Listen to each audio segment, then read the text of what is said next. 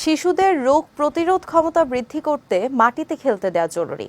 গবেষণা বলছে, শিশুরা যদি ছোটবেলা থেকে মাটিতে বা প্রকৃতির নানান উপকারী জীবাণুর সংস্পর্শে আসে, তাহলে তারা অনেক ক্ষেত্রে অ্যালার্জি বা অটো ইমিউন রোগে কম ভোগে। বিস্তারিত জানাচ্ছেন সৈয়দ নওশাদ। গ্রাম এলাকায় মুরব্বীরা বলতেন, শিশুরা মাটিতে খেললে তাদের রোগ প্রতিরোধ ক্ষমতা বাড়ে। এবার বিজ্ঞানও বলছে একই কথা। আমাদের শরীরের রোগ প্রতিরোধ ব্যবস্থার কাজ হলো কোনটি দেহের জন্য উপকারী আর কোনটি ক্ষতিকর তা ঠিকভাবে বুঝে নেয়া। আর এই পরিচয়টা হয় যখন শিশুরা মাটিতে খেলাধুলা করে, কারণ তখন দেহের ক্ষতিকর ব্যাকটেরিয়া বা ভাইরাস এবং উপকারী জীবাণুকে চিনে নিতে পারে। বিজ্ঞান ভিত্তিক সংবাদ মাধ্যম লাইফ সায়েন্সের এক প্রতিবেদনে এমনটাই বলা হয়েছে।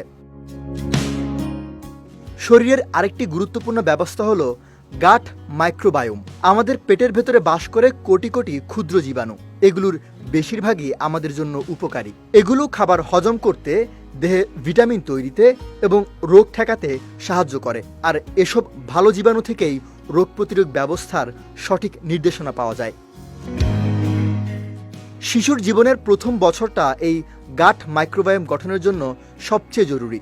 শিশুরা নর্মাল ডেলিভারি বা স্বাভাবিক উপায়ে জন্মালে মায়ের দেহ থেকে এবং মায়ের বুকের দুধ থেকে বেশ কিছু উপকারী জীবাণু পায়। এরপর শিশুটি বড় হতে হতে মাটি, গাছপালা, পোষা প্রাণী বা খেলার মাঠ থেকে জীবাণু সংস্পর্শে আসে।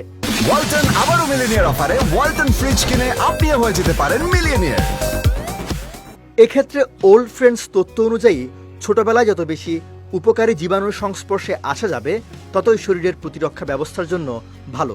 এখানে শৈশবের ভালো ব্যাকটেরিয়াগুলোকে বলা হচ্ছে পুরনো বন্ধু। এরা মানবদেহের কোনো ক্ষতি করে না। শৈশবে যে যত বেশি পরিষ্কার পরিচ্ছন্ন পরিবেশে থাকে, বড় হতে হতে তার অ্যালার্জির ঝুঁকি তত বেড়ে যায়। গবেষণায় দেখা গেছে, যেসব শিশু কৃষি নির্ভর পরিবেশ বা খামারে বড় হয় বা যাদের বাড়িতে পোষা প্রাণী থাকে, তাদের অ্যালার্জি কম হয়।